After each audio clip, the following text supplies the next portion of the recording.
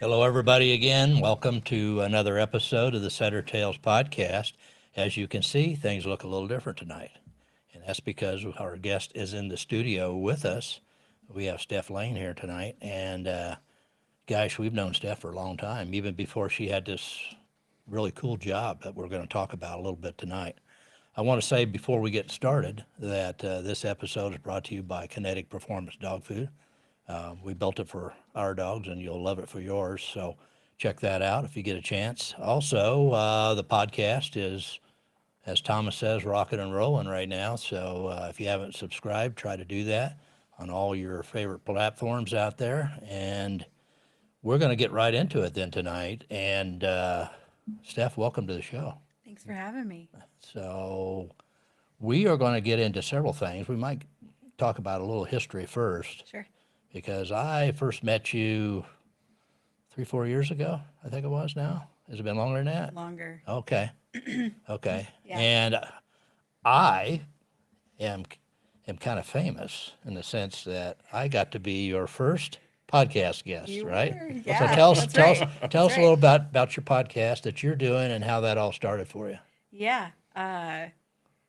You were my first guest, and it actually started for a short stint there. I worked for a radio station in Cedar Rapids, and I was a salesperson there for a little while. And we had our ESPN channel, and I was giving the guys a hard time that they didn't have any females on their show. And so on their whiteboard, their idea whiteboard, I wrote "From the Stand with Steph," like having my own hunting segment on the ESPN I do show. remember that. And the CEO came by and she's like, has a real serious face. And I'm like, oh, I'm in trouble for goofing around, you know? She's like, I actually really like the idea. We're going to have the creative director meet with you and we're going to give you a couple minutes every week to talk about hunting or whatever you want to talk about with the outdoors. It's going to be called From the Stand with Steph. And I was like, what? And uh, they worked with me on just how to talk and those sort of things because it was terrifying to me. And then I did that when I left the radio. I'm like, I really liked that. I want to keep doing that. And from talking to you, because we were in the same Pheasants Forever chapter, you Right. connected me with your son, Will, who helps you with your podcast. And Will kind of trained me and taught me some things. So I wasn't so nervous and I actually did the thing. So I have So, a huge thank you to you and Will both. well, yeah, obviously she couldn't find the good guess for all taken apparently, so she had to start No, with me. But it was a great yeah, it was episode. fun. It was It was fun. a I really good remember, episode. it was back when we were both we had done the video stuff, but the podcasting was a little bit different, and we were kind of trying to lean that direction too. And so you started doing the thing, and I think you had a recorder and a cell phone, and I mean that's how a lot of the podcasts Yeah. kind of have root is they start just with a recorder and a podcast and a telephone and get somebody on the line and record a conversation. But it's grown, as I understand, it's grown from there. And what the podcast is called. Woods and Waters Project. Okay, and where can we find that if somebody wants Ev- to check that out? I'm everywhere now. So I have my website, which is woodsandwatersproject.com, Pandora, iHeartRadio, Apple Podcasts, Spotify, Stitcher, Google Music. If you can't I'm find her, everywhere. there's something wrong. Yeah, very Googleable. You should be Guys, able to find she me. got a Is that a good word? Googleable? Googleable. Yeah. I Okay. if it isn't, it is now. Yeah. So Well, that's really kind of a cool because, like I said, I was there when that first started, and seeing where you've taken that, and then some of the other projects that you've got going on. And before we started, you were saying how many different things you have going on at the Yeah. same time, and so it's a good thing you're young, so you're able to do all that stuff. But so the podcast is obviously going well, and are you doing those like every couple weeks or once a week, or how often are Yeah. you? I'm actually going back to weekly now. I was twice a month, but I'm going back to weekly. I love podcasting and it has been it has given me more than I could imagine, honestly. The friends I've made and things Right. I've learned and opportunities I've had. Also, like I've been on multiple podcasts now and from a confidence standpoint and just being able to talk to people, it's just done a lot. So Well, and I also know that we see you from time to time at Highland Hunting in Riverside, where Thomas and I both guide, and you have been down there a few times and trying to get get more involved in that if time permits you to do, as to, Yeah. and I know you were bringing some Brittany's on board, some young dogs, Hmm. and we all go through that where you get those dogs and you have to kind of get them ready for game time, so to speak. And so you're getting closer to that where you'll be Yeah. able to guide Because one of some of them's those only events. 16 months, the other one's only 6 months, Right. and they're both doing really good. But because they're young and adolescent, I'm like, oh, this is okay. They're looking good. Let's do this. And then the next day, I'm like, oh my gosh, no, no way, no way am Well, I gonna guide yeah, with these dogs. yeah, the wheels have a tendency to fall off some days when you think that, but that's a young dog for you about the Yeah, time you That'll think that they've happen to the got it. old dogs too. for sure. Yeah. And Yeah, it does. It does. There are some days you think, my goodness, the dogs forgot everything he ever knew. But yeah, that's part of it. And it'd be good to get another person in the rotation down there and see you a little more often.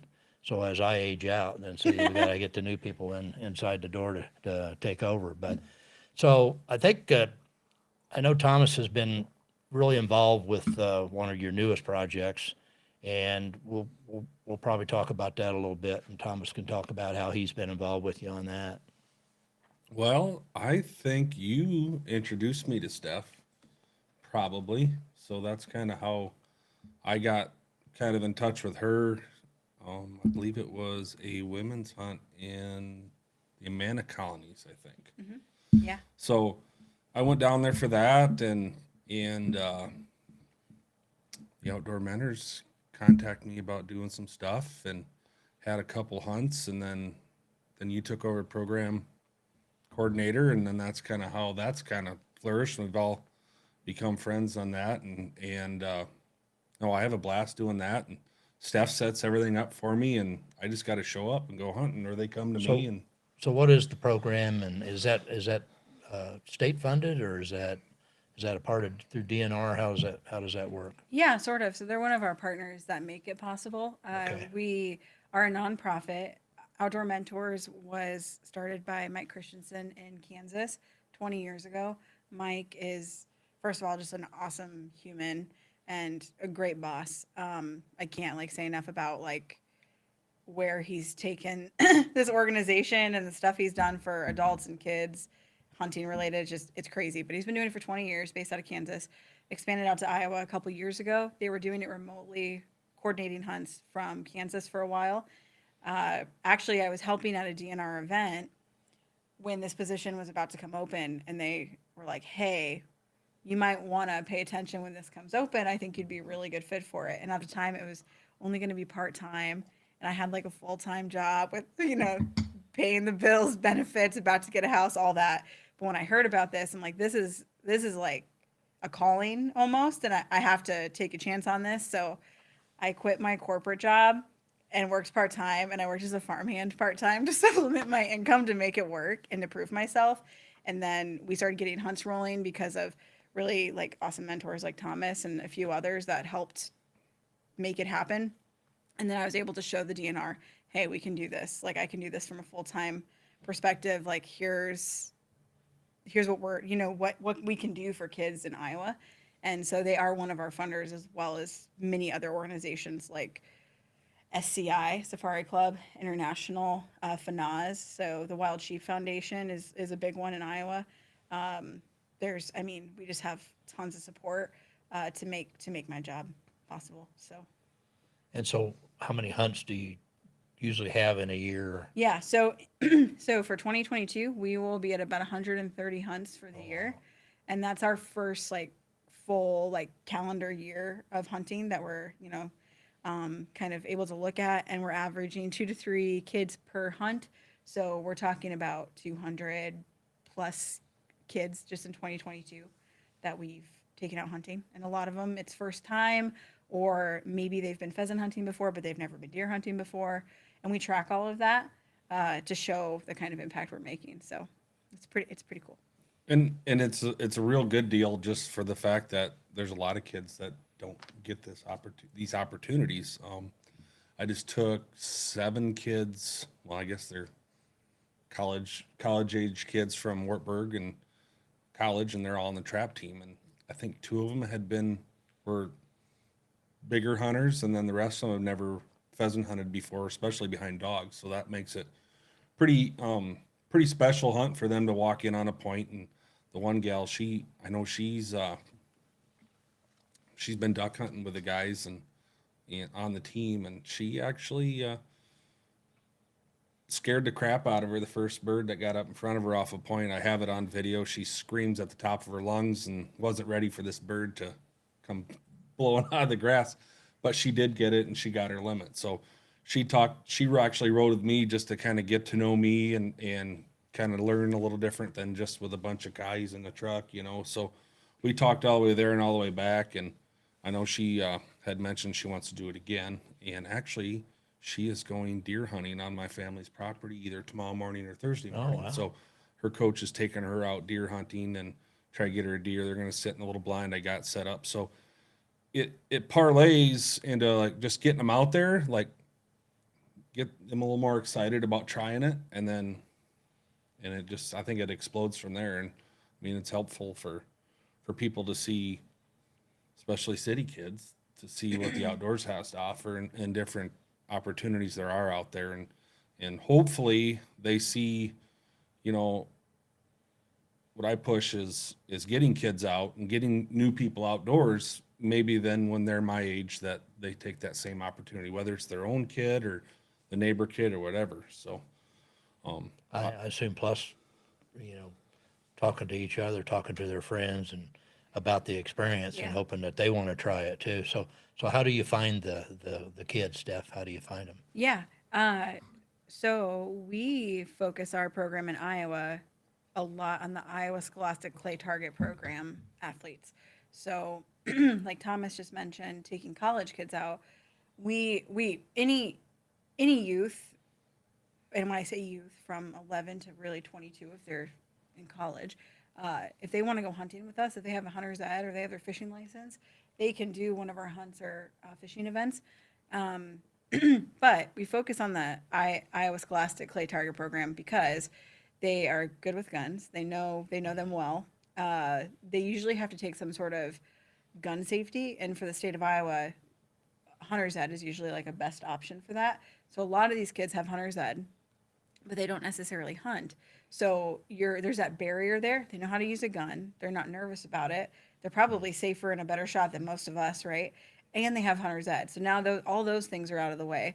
Now we can help just get them out hunting, just get them out hunting. So that is really impactful in a lot of ways because it makes the mentors probably feel a little bit more safe. The kids feel a little bit more safe. It's a next natural step, but also when you're just trying to kind of reach the masses, it can be hard. Like sometimes I can't really complain much about my job at all. In no way, because I absolutely love it. But sometimes what is hard for me, because I love hunting and the outdoors so much, is when we do put an event out there and no one signs up and you're like, what? How? This is the coolest thing ever. How could you not sign up for this, you know? And sometimes I think uh, reaching that specific group, it kind of, you're able to focus and reach them in a lot of unique ways instead of just the masses, if, you know. So do they go to your website and sign up there or how? Yeah. So But if they don't know about it right. then maybe nobody takes advantage of a certain hunt that you have scheduled then. Is that what happens? Yeah, and Okay. sometimes the truth of it is people are super busy. So if I schedule a hunt ahead of time, and it might be in a really attractive hunt, something everyone wants to do, but if they're in sports, if they're in if they're in shooting, if they're in plays, if parents are busy, we're just all super busy. So it can be really hard sometimes, but we fill most of them, and it works out. But it's just reaching them and keep doing it. Keep offering it to them. So. And so now I'm assuming next year the program, does it get picked up yearly Yeah. or do they evaluate it, from this year's statistics? Obviously, if you've had the number of hunts that you've had, obviously Yeah. you're reaching some kids. So Yeah. And so it's this truly, our success in Iowa this year is due to a lot of things. It's the mentors for sure, landowners for sure, our network and support of people who, sometimes the biggest impact are people that just share it.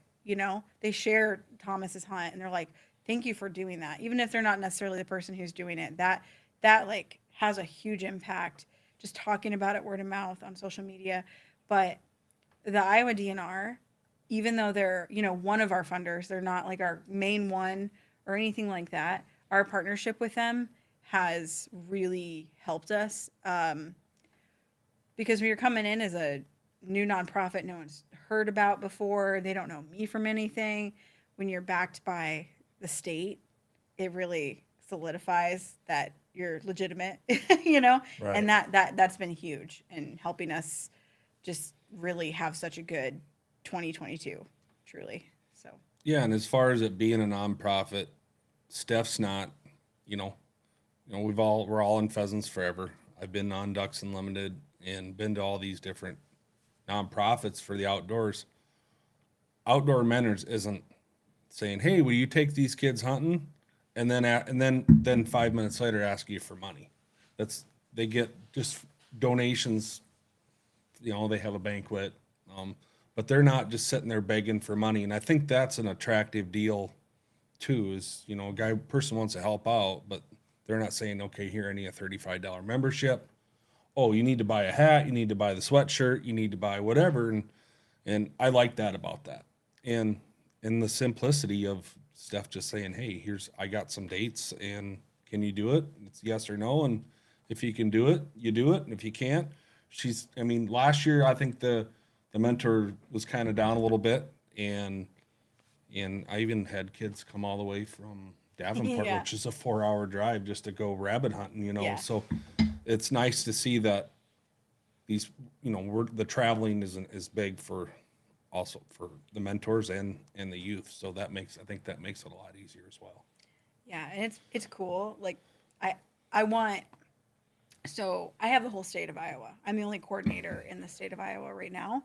I know we hope in the next year to have another one to help support, and just one person can't do everything because a lot of this isn't, there's a lot of long, it's a long game. Like you want to build relationships with people and you can't do that overnight. And just people like Thomas, I will say, especially the first 6 months of my role with Outdoor Mentors, um, Thomas was doing hunt after hunt because he wanted to a lot of the time. And he just would do it, and he would do multiple hunts for us. And all the mentors we had at the time were all really doing that. We did, I don't even know how many average hunts you were doing, but every mentor at the time was doing multiple. And we don't ask that of any mentor. It's kind of up to them and what they're comfortable with. And it's important for us to not burn anybody out, and have them hunt for themselves too. But really, the people who want to help get kids and folks outside really go above and beyond. And that is the coolest thing to see. And truly, there are kind of like those people who helped really like get it started. It didn't, those 130 hunts didn't come from 130 mentors. It came from probably about half that many mentors. So we're really appreciative of them, doing the extra work like that. The coolest thing about it for me is how great these kids handled themselves and their shooting. You know, and then some of the parents even came along. They're like, "Oh, wow, this is kind of neat," And the one guy said, "This is way better than sitting in the house." So I'm hoping that he's got those boys out still hunting. I think he was pretty pumped to do it, and he had kind of quit hunting, and then he got out there. This was just with the beagles, and he was pumped by the end of the day. He's like, "Gosh, I think I need to go out and keep hunting." So it maybe puts a little rejuvenation into the parents to try it. The pheasant Oh yeah. population died out in what, 08, 09, and everybody that was probably my age or a little younger said, "Well, I could do something different." And now they're all got kids in high school that are maybe thinking about hunting, and they're doing it, and I'm seeing it now with kids. I remember, I had them in the Pheasants Forever youth hunt when they were 12 years old, and now them kids are, I mean, some of them got YouTube channels. I know one group of kids, they're still hunting, and they goose hunt every day after work, and I think they were up to 100 geese already this year. So it's, you see progress going, and then it kind of stalled out in the last couple of years, and now I kind of see it keep going. So that's what's cool for me about it. I guess just Yeah. knowing kids are getting out there, and even seeing them coming to Pheasants Forever banquets and spending their own money because they're out in the workforce and heck, they're hunting. So that's I had a couple kids. I was telling Steph this last week we had a couple of kids from California that hunted for the first time, and their dad was from Iowa, and they were back for Thanksgiving, and he wanted to kind of introduce them to what pheasant hunting was like. That was kind of a neat thing. And they got roosters that day, so that was, so I'm sure Dad's going to have to take them again. At least that's what the kids were saying back at the truck. But then I had a family here. I've had them twice. I had them right before Thanksgiving, but they come they've come for years, and then the dad passed away here a few years ago. But I remember guiding this family like years ago, and but I hadn't seen them for a while. But they came back this year, and one of the sons was in Colorado and came back, and then they had two of the grandkids. But the grandmother comes as well, which was kind of a neat. And she's 70, and so she comes because she always did and I remember her coming. They had a golden lab, and I remember her coming years ago, and she would just walk in the field, kind of behind the action, just to, will be a part of it. And that's when these boys who are now adults were, you know, junior high, high school age guys, and now their children now, their two sons were of one of the boys was in the field with us, and I think they were 9 and 8. They weren't carrying guns, but they were walking and they were experiencing what bird hunting's all about, what the dogs do. And grandmother, walked with these two young guys, kind of way behind us, but close enough. And I would hear her mentoring these kids about what was, I could hear her when we'd get close enough. And she was talking about, well, now, that dog's going to see that dog there's honoring that other dog's point. Well, why, I hear the kids saying, well, why is he doing that? Well, that's because so he won't interfere with that other dog's on the bird. And so she's explaining all this to these two boys. I just thought that was pretty cool. And and then when we got all done with the hunt, and we were back at the truck, of course, I was letting them water the dogs in the field when we'd take breaks. They thought that was pretty cool, that kind of things. And but when we got back to the truck, and I was putting the dogs away, and we were taking a couple pictures. It was the only time I've had a guided hunt where they broke out the cookies and hot chocolate. We had hot chocolate and cookies at the tailgate. It's like, this is fantastic. But there's a family that it's a legacy situation where, they're passing that hunting down to that next generation, and they're getting them out there exposed early in their life. And so they're learning about it, and their dad's doing it, and their grandfather did it. And so it's just kind of you don't see that very often, unfortunately, but to have the grandmother in the field with us, I thought that was pretty unique. A lot of dads bring their sons, and grandsons come with their grandfathers, but to have the grandmother out there like she was, and she's just a really cool lady. But she knew a lot about the hunting. I was listening to her dialogue when she was talking to the boys. My gosh, she knew what she was talking about. What the dogs were going to do, and then we had a little tutorial about the difference between hens. And so we'd harvested their dad had harvested a couple of hens and a rooster, and so we were holding them side by side, and they were talking about the differences. And so, it's just those little things that you don't think, well, that, did that matter? I don't know. Maybe it does. And, from what you guys are telling me, it probably does. That positive exposure to that event for that hour and a half or 2 hours that we were in the field, maybe it'll make them lifelong hunters, we hope. So, yeah. When I'm out in the field with the kids, I always stop and do a safety check, and with the younger ones especially, and then I'll talk about the cover we're hunting, the time of day, about the dogs, and I kind of make it a little bit of I guess, a teaching moment.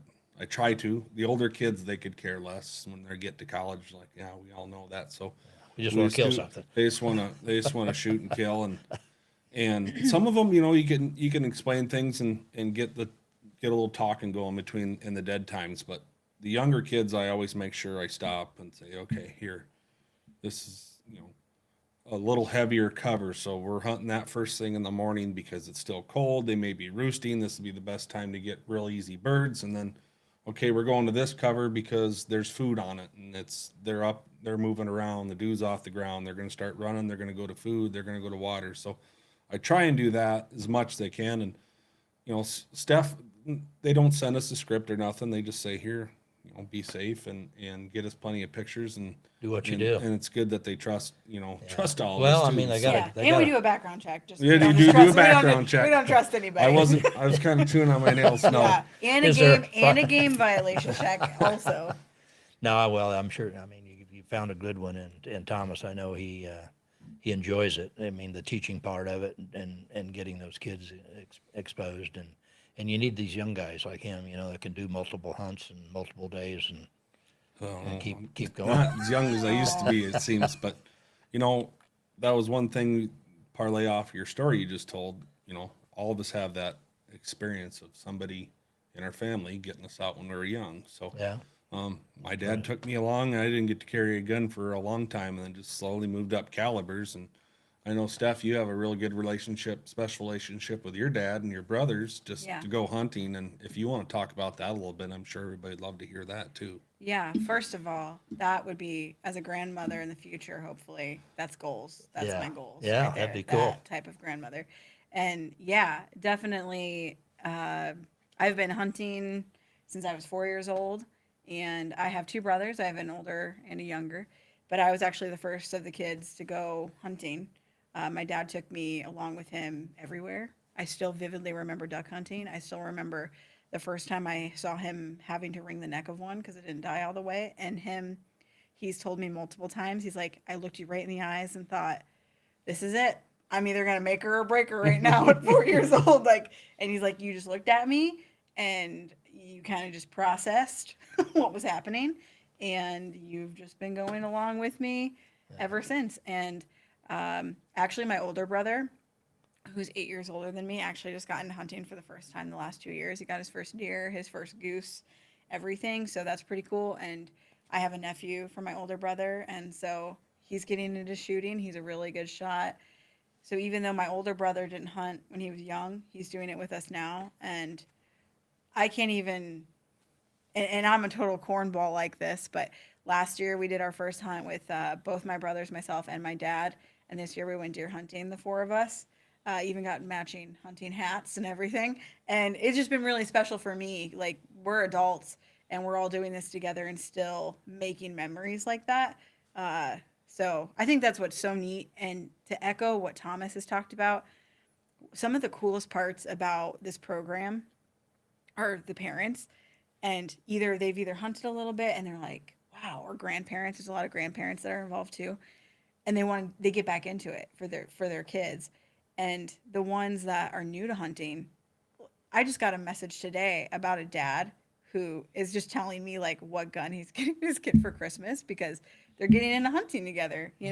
It's stuff like that Yeah. you're just, it makes an impact beyond what's trackable. We track all this stuff, but there's so much that happens from this that we would never be able to do the numbers on, because it's so much more than that. But yeah, 100%. My dad has been my biggest influence. I think it drives him crazy because I'm pretty adventurous and like to go, go, go. And I think it scares him, but I got that from him.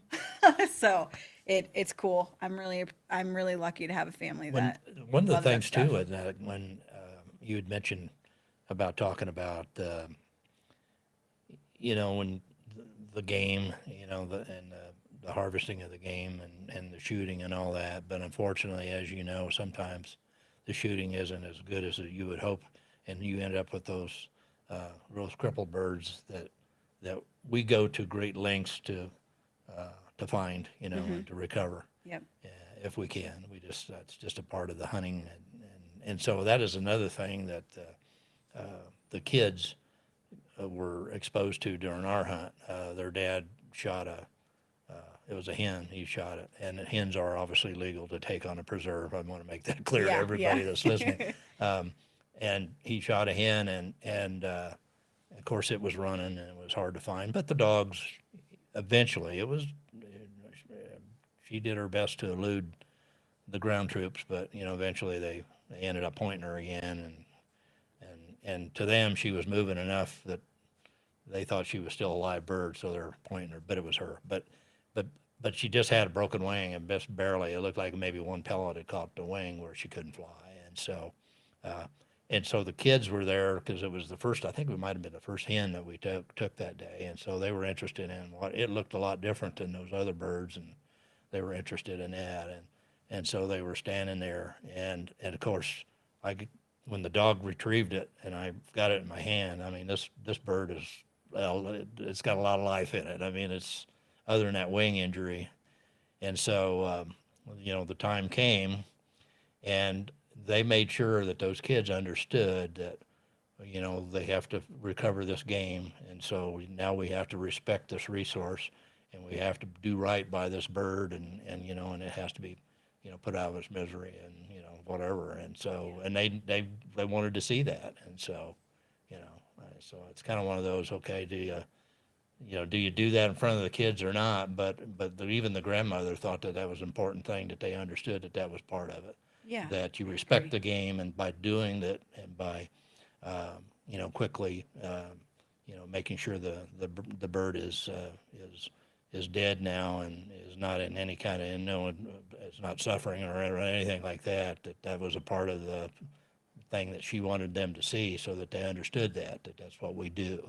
Yeah. So when we get game down on the ground, and our dogs, we put the time in to try to recover the game, and then do right by that. And so I thought that was pretty interesting too, because it was a little bit one of those, okay, I don't want to, these kids are going, oh my gosh, I don't want to, but at the same time, both the dad and the grandmother explained it, and said, this is what Wade needs to do, and he's going to take care of this bird, and blah, blah, blah, and made it kind of a part of it. So I thought that was, I'd never been in that situation before. And, but I thought that they handled it as a family, they handled it perfectly.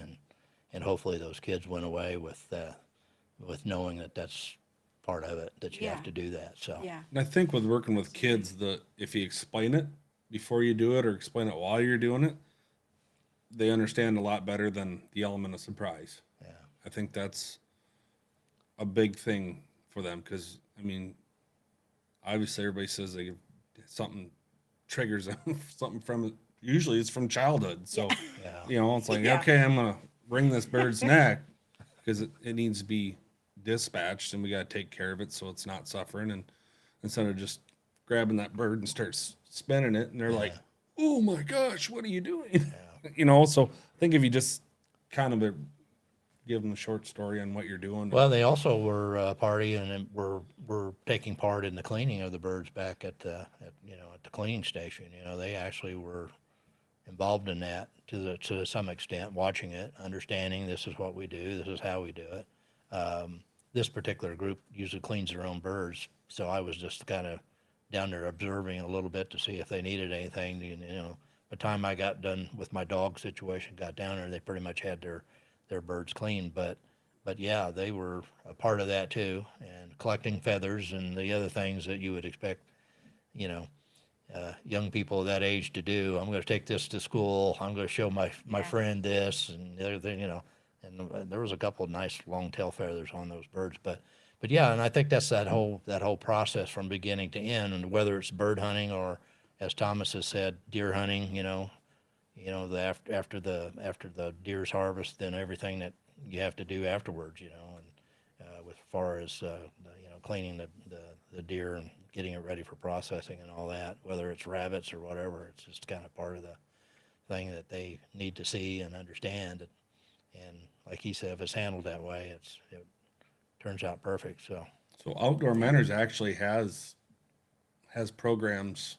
Speaking of processing, you guys actually will do some processing stuff with the kids too. You can actually have some classes. Is that? We're doing some classes and workshop style kind of thing. And the thing that we ask of our mentors really is, which has never been a problem, but we always ask our mentors, hey, if you get something, you need to help them uh, field dress it, clean the animal, which has never been an issue or anything. right, But it's really cool like what you're saying and how people handle it. It's cool hearing the story later from the mentor of how it goes and how they are responding. And I don't really hear a lot of negative response from it or have experienced that myself. You know, they're just taking it in stride and they're asking a lot of questions as kids do, and they're pretty honest. Like, oh, that's gross or that grosses me out, but they're still like doing it and they're still helping. I don't even, I should have looked this up before, but our percentage of kids that come back and like sign up for hunts is pretty high. A lot of most of them sign up again, which we want them to do. We want to see those kids try different, going after different game, or try again. If they didn't get a deer, let's get them out again. Now, do you try to like, statewide, do you try to like make sure that you have hunts kind of spread out over the state to I make try. I availability to it? try. I'm There's a sure that's lot of hard to do, but yeah. There's a few things with that. So in the beginning, and I'll change my strategy and learn from my first year. There's definitely things this year I'll do differently, or like try to do differently. Just bumps in the road that you wouldn't anticipate, I guess. Um, Seeing that I'm like way Eastern Iowa and I'm from here, it was really a lot easier for me to just really generate those relationships quickly in Eastern Iowa. Also, there does tend to be more opportunity in the eastern half of Iowa, I suppose. So a lot of our hunts have been kind of, Des Moines over east, straight north and south. But we are doing more in western Iowa, and that's the hopes is to have it all over the state, which we have. We've had hunts and fishing all over, but primarily on the eastern half, I would say so far. So that's just with the first year. sure. But, you know, western Iowa, we're probably going to see a lot more pheasant hunts over there. We'll see a lot more deer hunts in eastern Iowa Right. because there's not, there's just not the game there. Certain sections of western Iowa will probably have snow goose hunts and more goose hunts than we have on the eastern half. And, goes back and forth like that. But uh, we've had, we did 21 turkey hunts this year. We've done over 20 deer hunts this year. We've done a ton of small game hunts. That number, all of those numbers I see growing a lot. Trying to find more of those dove hunters though. So if anyone's a dove hunter and wants to get kids hooked dove hunting, please let me know. Because we try to get as many as we could for opening day, but more dove hunters would be pretty cool. I had a blast mentoring dove hunts this year. So if you're out there and you're a dove hunter, Yeah. let Yeah. And our Steph site know. is outdoormentors.org. Yep, and also. Will's gonna toss that up on the screen for you to look at it. So there's schedules and everything on there, and under the events, and you can get a hold of Steph on there too. So should have her information if you're looking to do a hunt. Like Yeah. I'm kind of working with the local trap team on getting them a hunt set up, and they're gonna get a hold of Steph and get something set up, and he'd probably brain us if we didn't mention him, but your boyfriend Oh Jacob my gosh. is probably one of the premier snow goose guides, I probably in was the going to say, country. I bet you he has a pretty good goose In the country, so mentor. That Yeah, sounds like he has mentored a he lot has of, mentored some a of lot. them, and he and meant, we I went within this spring, and to that story up, he'd given away a goose hunt at a banquet, and this whole family comes in. He says, I got a couple guys coming with us. I said, yeah, that's fine. And a kid walks up, and this kid's got an AR-15 12 gauge with a silencer on the end of it. And I'm like, holy cow, look at this kid. He's loaded for the gills, and he's got grandpa and he's got his uncle and a buddy of theirs. And I kept calling one guy his dad. He goes, well, no, my dad doesn't hunt. But he bought me this hunt and it came with a gun. So dad was actually sitting in the hotel. He at least he came along, made sure everything was all Yeah, set up, yeah. and then but he made sure grandpa was there and his uncle was there and their hunting buddies were there, and we had a blast. I mean, that kid, with every time, you could hardly hear that gun go off with just 12 gauge, got earplugs in, and I switched spots him, and he was shooting, and I don't think we were ever for sure if he just knocked one down, but we did have a flyer, so one of the guys went with him and they walked.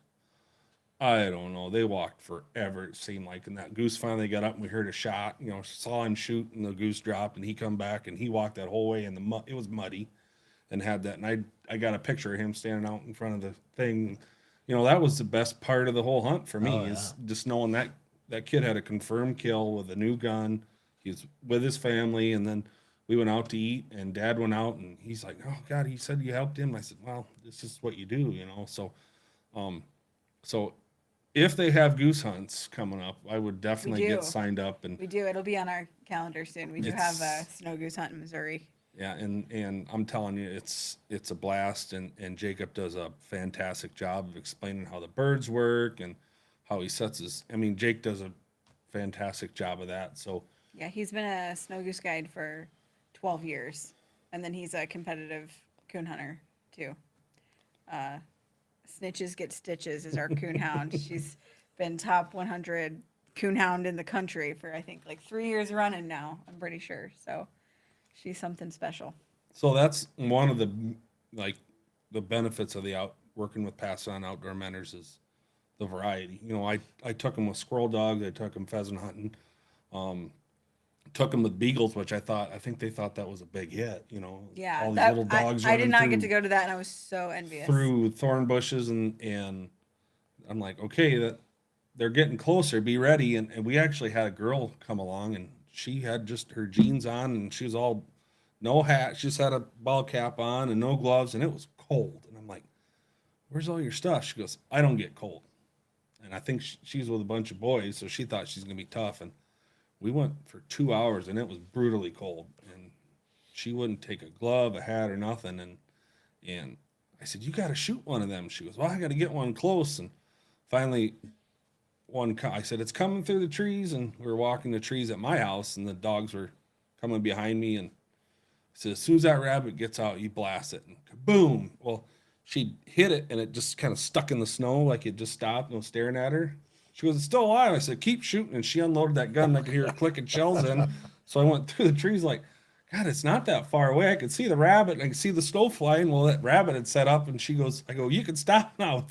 You got it. And she was like, you told me to shoot until it was dead. And I go, well, it's dead. Well, it just had perched up. So, I mean, I get a kick out of it because these kids are ready to go, and like I said, they're all safe. So, my mom always says I have too many irons in the fire, and I never sit still. And but you do also do a lot with women too. So you introduce a lot of the women of you know around our age that never hunted that want to try something new, and you do a Yeah, lot of stuff with bow and arrows and hunting. So if you want to explain that a little bit too, we'll get you a little sure. exposure on that. And transitioning into that, there has been, I don't know what the percentage is, but there's definitely more boys that are doing our hunts and fishing, but there is a girl at almost every single one, pretty close.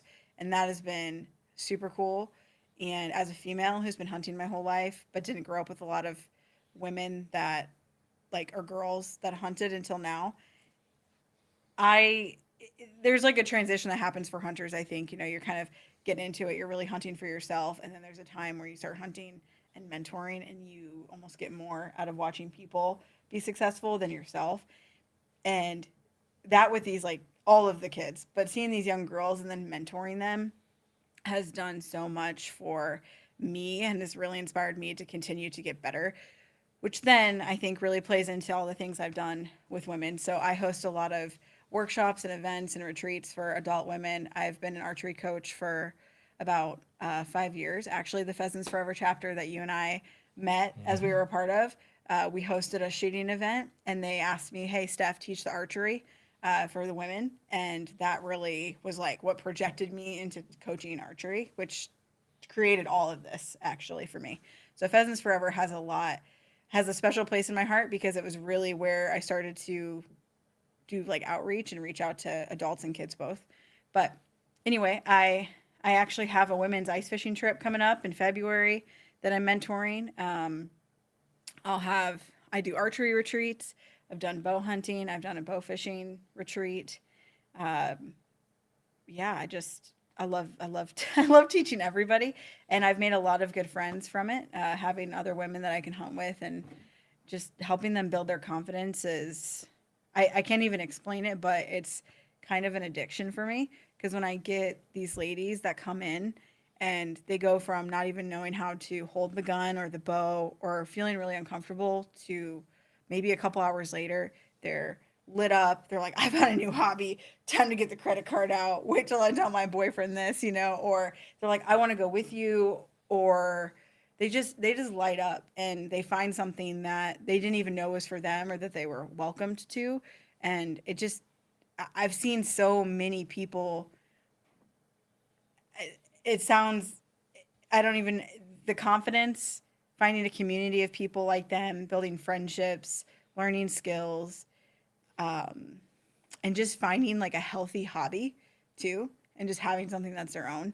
It's just crazy. Mentoring, whether it's an adult or a kid, you see all of those things happen. And uh, I remember my dad saying when I was a kid, I get a lot more out of taking you kids than taking myself. And at the time, I was like, heck no. I'm like, this is all about me. I'm getting, I want to get it. And like, I don't, I get that now. I get so much more out of teaching and helping people than I do for myself. And it makes me a better hunter. There Just in may be general. a few gals in the state that may never want to go pheasant hunting ever again, though, after our That's debacle. So Steph Yeah, that's calls me. We true. worked on and having a women's hunt, pheasant hunt, and she had them Last month. last month in a Yeah. really cool lodge and all set up. And I went up the night before and we sat around and had some supper and just got to know each other, which was a good thing. You kind of, it's nice to get to know them a little bit before you take somebody out hunting. And it rained It and was the cold. wind blew and it was cold and it never stopped raining. We had like maybe the last 10 minutes of the hunt, the sun come out and everybody had already had enough. We were, I mean, soaked to the bone. The dogs were soaked. The birds wouldn't fly.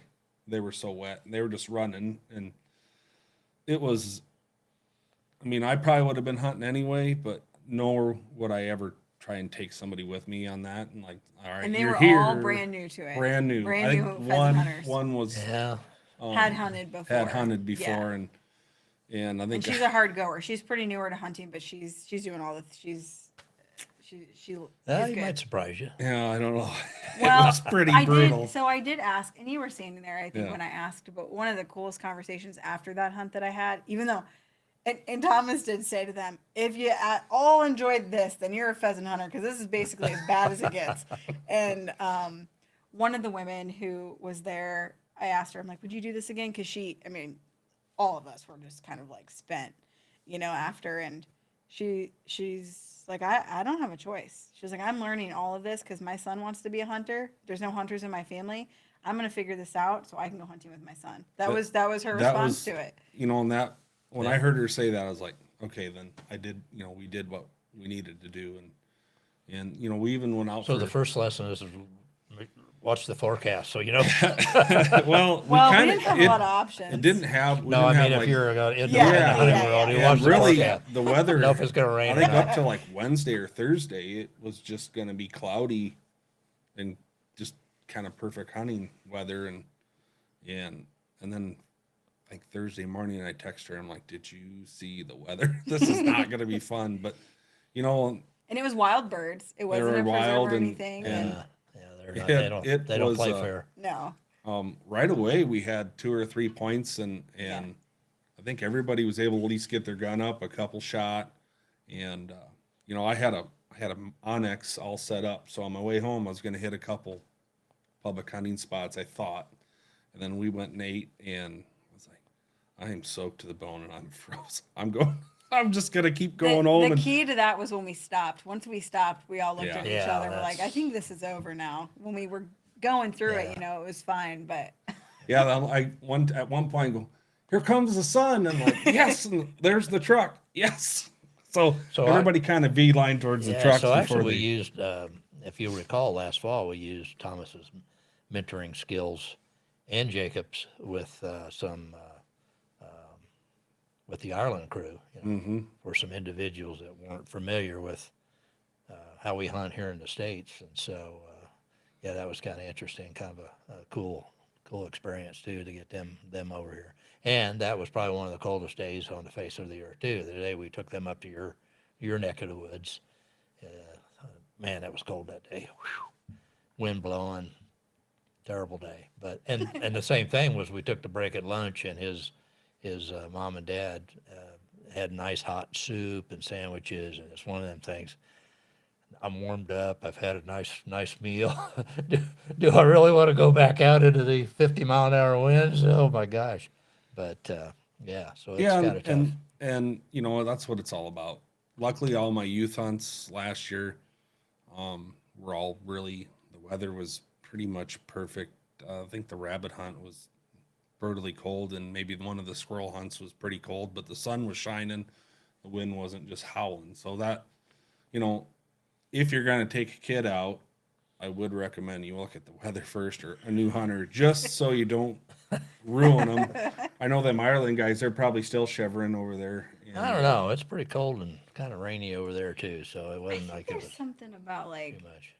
if there's a little bit of an inkling of a desire to do it and they're not being pressured into it, adult or kid, you know, if that desire is there, just from what I've seen, especially this last year, they're gonna go back and do it. Even if the elements are not preferable, even if they don't get anything, pretty much every adult or kid I can think of is going back out again, even if they got skunked or they got rained on. And it's interesting. Like as long as you don't force it and they want to initially go, I feel like you kind of have a hunter at that Well, and I point. think you, like you said, you get the parents to buy into the whole process, and the youngsters that I have had that got that first rooster or whatever. I mean, the parents or the grandfather are prouder than hmm they're just as proud or prouder Yeah. of the young guy that got his first rooster than the kids are in a lot of the cases. And so yeah, that's kind of a neat thing to do. And even as Thomas will tell you, when you're guiding like we do now, for me the enjoyment is someone else getting a bird over my dogs and their work. It's to me that's if you're successful, and to see you get that bird, and like you said, have a positive experience where you want to come back and try this again. If you're new to the sport, that's what that's what we all seek to do out there as guides and sharing our dogs. So Yeah, anyway, and you know, it gives you the opportunity to get your dogs out and get them hunt them, and I love hunting by myself. Don't get me wrong, I love just loading the dogs up and going and disappearing for half a day. But seeing, even with the little puppy, when a couple weeks ago when I took those kids up and college kids out, and they knew my excitement watching this 7-month old puppy retrieving and pointing and hunting hard and doing all that, and they kind of fed off my energy. And the puppy'd go by, and if she was just come checking in and then head out hunting, I'd say good girl. And then by the time the end of the day, she was actually getting the charge off it, so she'd make a big loop and everybody would go, oh, way to go, good girl. And out she'd go, and then she'd make her, and then she retrieved a really far bird, and I was having a party, and then they realized, oh man, we got to do it too. So I mean, it helped me hugely and helped that puppy really let her brain set in, and like, oh man, this is a good experience. And the kids love the dogs. I think you get more involvement with these kids watching the dogs. And in the one kid, I know a couple of them, as soon as we got back to the truck, hey dad, we should probably get a dog. I yeah, already yeah, knew where this is yeah, going. yeah, So yeah, um yeah. my Do you buddy, sell puppies, Thomas? yeah, if I had puppies, I could probably sell Yeah. one every hunt. But my buddy did that, and he went out with our dogs, and his son shoots trap, and he goes, well, are you gonna have pups? And he asked me, like, trying, just not getting. That's a different story for another day. But he did he did end up getting a German short hair, and I stopped over there the other day and dropped some wings off, and they're everything that boy is involved in. They're clicker training in the house, so they're doing all the stuff in the house. They got everything they need to do, and that kid's involved with that with his dad. So Yeah. that is really something you're like, okay, dad's really putting the effort in here, and the kid is too. So that's you like seeing the after effects of mentoring young kids and adults. So we could probably talk about this all night. I mean, Yeah. I could. Yeah, I could. Yeah. For But sure. Well, I we know always want to ask towards the end of the show your favorite dog story. I know you got 2 right now, or you guys got like 4 dogs right now. Yeah. We And got 2 coonhounds and 2 bird dogs. but your 2 that you have Well, now are quite the pair. yeah. So I'm betting you have a story between those 2. Yeah. They're awesome. They're crazy though. So I have George Strait, and Stone Cold Steve Austin. And Stone's our 6-month old. We actually just took him out on some private land, but wild birds last weekend. And I was telling Wade actually before you got here, he's kind of Strait, our oldest one. He's really bold and has a ton of obvious prairie drive from the time we got him. Just pointing early, doing everything early, just a hard going dog, not afraid of anything, super smart. Stone is just super sweet, pretty timid, kind of just this lovey dovey puppy. I'm like, I don't know if he's going to be hard enough. And we took him out this weekend, and he pointed his first wild rooster that my boyfriend shot over him. And then he pointed again and again and again. And then he honored straight, and he is retrieving to hand, and he's just like so proud, and just you say show me to him, you go show me, and he's just like, yes, this is my moment, I can't wait. And that's not doesn't sound like anything too crazy, but that just happened, and that's kind of my favorite story right now, because he just completely surprised us. And um they are just so much fun for me. And uh It's always when that I don't switch know. goes on, when you see Yeah. that Mhm. switch go on. Yeah. That's that moment when you go, okay, now this dog's putting it together, and and this is going to be a fun period of time. So that's great. And one thing with Steph is she's with those dogs all the time. Yeah, So I work from home, well, and she works I from take them home, out but every There day. you they're go. with her all There the you go. time, and Yeah. I get Snapchats from Jacob with the dogs. They're all piled on the couch with her, and then he's sitting in the chair, and then I'll he acts like he's the hard butt guy, and then Yeah. she'll send me a snap, and he's over there, they're hugging on him, and so he but no, and that's you were sending me snaps of that, and that's just a feel good story for anyone when a puppy just goes, you know what, I'm just gonna do my own thing and learn. And And I say this with love, but like my coon hunting friends, and they know, like they would laugh at this, but they just think their dogs are like the hardest of the hard, rough and tough and all this stuff. And my bird dogs love my coon hounds, like they're obsessed with them. And they snuggle them, and they hang out together, and they play together. And I love sending those Snapchats to my coon hunting friends, because they're like, "Oh, that bird dog's gonna ruin that coon making that hound." dog soft. Like Yeah. it's, I said, oh, my dog's getting soft from Jacob, and then he goes and wins a bunch of money with Yeah. it. So well, yeah, and so I guess to wrap things up, I got to be your first guest on your podcast some time ago, and you got to be our first in studio guest on the Setter Tales podcast. So there you go. So you got to Yeah. be that. You've broken another glass ceiling, Steph. Sweet. I love But it. you can find out more about the Pass It On, Yep. and So, is that on your website or as well, or is it I share separate? about it a lot. Actually, I probably should put a direct link from there too. Okay. But yeah, so outdoormentors.org for Pass It On, Outdoor Mentors. You Okay. can find information on Kansas and Iowa, and we're hoping to expand to more states soon too. So that's coming. But outdoormentors.org. And then I'm woodsandwatersproject.com. I think I'm a little too easy to find on the internet. I have multiple social media sites and the podcast, and it's pretty. Steph Lane is my name. If you Yeah. look up any of those things, you can connect with me on, whatever we So talked be about. sure, yeah, be sure you check that out. Check out her podcast, and yeah, and if you scroll way, way, way, way, way back, you probably get to that podcast that I did with her. But yeah, check this stuff out. It's just tremendous getting these kids into the field and in the outdoors, and hopefully making a lifelong passion for them is what Steph does. And so if you can support her in any way, do that as well. On the Setter Tail side, check out our podcast as well. We're out there on, I guess, every platform known to man, as I understand it. But specifically, get down there and subscribe, because that always helps.